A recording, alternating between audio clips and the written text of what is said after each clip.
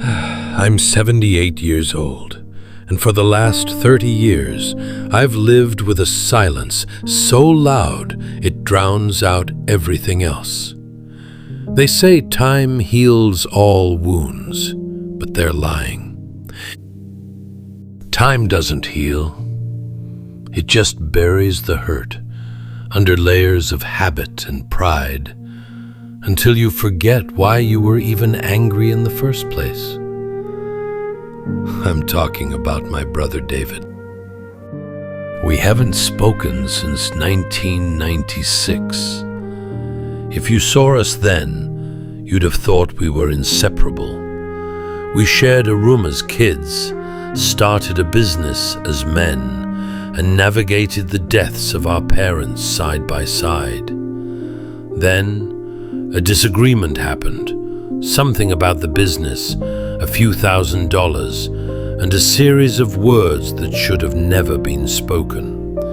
At the time, I felt powerful in my anger. I felt justified.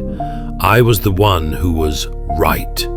I walked away, telling myself he'd be the one to crawl back and apologize. But he didn't, and I didn't. Now, 3 decades have vanished, and I've realized that being right is the loneliest victory a man can ever achieve. I've spent 30 years winning an argument with a man who isn't even there to hear it. For years, I told myself that someday we'd fix it. I'd see something that reminded me of him, a specific car, a brand of coffee, or a joke only he would find funny, and I'd think, maybe I'll call him next week.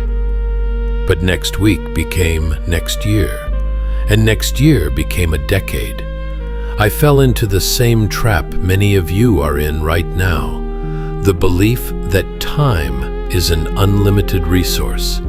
I was too busy building my life, checking boxes, and chasing a version of success that I thought mattered. I achieved the career and the respect of my peers, but looking back from 78, none of those achievements can sit in a chair and have a conversation with me.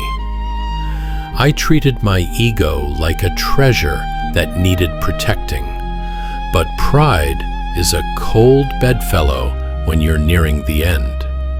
I chose my pride over my brother, and the world didn't stop turning.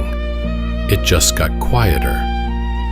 I thought I was being strong by holding a grudge, but real strength is the vulnerability required to say, I miss you, and the money doesn't matter. The most terrifying thing about long-term silence is how it becomes a part of your identity. David became a ghost in my house. My children grew up barely knowing their uncle's name. My wife, Sarah, used to urge me to reach out, but eventually, even she stopped asking. She adapted to my stubbornness, and we became comfortable in our shared avoidance. We lived a good life, but it was a life with a missing piece. I see young people today doing the same thing, blocking friends over a text, cutting off parents over a political disagreement, or walking away from relationships because they're too tired to do the work. They think they are protecting their peace, but they are actually just building a cage.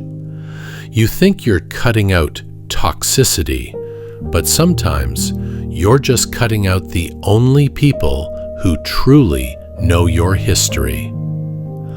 I've realized that a life without conflict isn't necessarily a life full of love.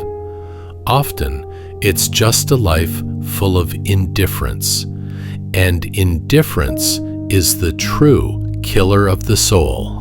Last month, I saw a photograph of David on social media. One of his grandsons had posted it. He looked so old. His hair was white, and he was using a cane. The shock of it hit me like a physical blow. In my head, he was still the 48-year-old man I'd shouted at in a parking lot. I realized that while I was busy being right, he was busy living a whole life that I had no part in. He had joys I never celebrated and pains I never helped him carry. I suddenly felt like a stranger to my own blood. I spent the night looking at that photo, realizing that the perfect time to reconcile had passed me by 20 years ago.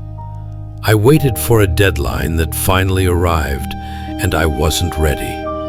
If he died tomorrow, my victory in that argument would become my permanent prison. I realized that being right is a low bar for a life well lived.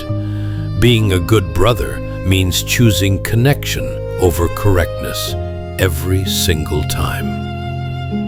If you are listening to this, and there is a name that makes your chest tighten, a person you haven't spoken to because of a principle or a hurt, I am begging you to listen. Put down your shield. It doesn't matter who started it. It doesn't matter who owes whom an apology. At 78, I can tell you with absolute certainty, you do not have as much time as you think. One of you will die first, and the one left behind will have to carry the weight of everything unsaid. Don't wait for someday. Pick up the phone, drive to their house, say the difficult things before they become impossible to say. Don't waste 30 years figuring out that people matter more than points. I'm going to call David tomorrow. I don't know if he'll answer, and I don't know what I'll say, but I can't live another day being right and alone. Don't make my mistake. Love intentionally while the clock is still ticking. I'm going to call David tomorrow. I don't know if he'll answer, and I don't know what I'll say, but I can't live another day being right and alone. Don't make my mistake. Love intentionally while the clock is still ticking.